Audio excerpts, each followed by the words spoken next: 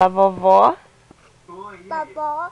Dedé, Minha namorada me deu bolo, então eu a pensei minha, que eu poderia a titio, levar pra jantar. papai, ela papai, Hoje não dá, não. Por favor, não seja tão formal. Tem coisas que quero Manel, conversar com você. Não posso. Manel. Amigos, Cadê a vovó? comer, não vai? Hã? Hã? Posso te perguntar uma coisa? Que? Cadê a vovó? Que? Ju. Olha, Que, mamãe?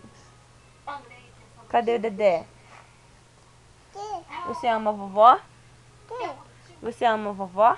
Nunca deveria ter terminado com você. Na verdade, você não tem Você ama a vovó? Só saímos uma vez. Ama a vovó, porra. Mas a culpa foi minha. Eu te Vovó? carreguei emocionalmente.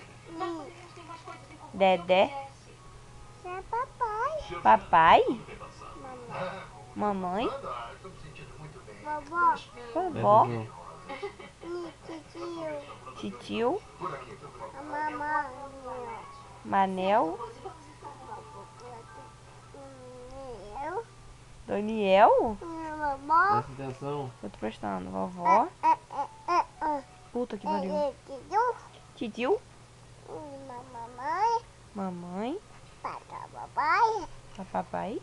Da vovó. Vovó? Da mamãe. Mamãe? Até. Fala titia? Até. Titia? Até. Fala Kathleen? Me. Que fosse Kathleen? Me.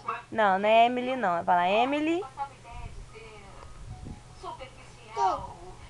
Emily? Até. Eu não sei dizer. Até. Você diz isso. Até, neném. Tudo bem. Até. Tenho te observado nesses últimos meses. Eu tenho visto as mulheres com quem tem saído. Emily. E agora eu sei que as aparências Emily? ficam absolutamente nada pra você.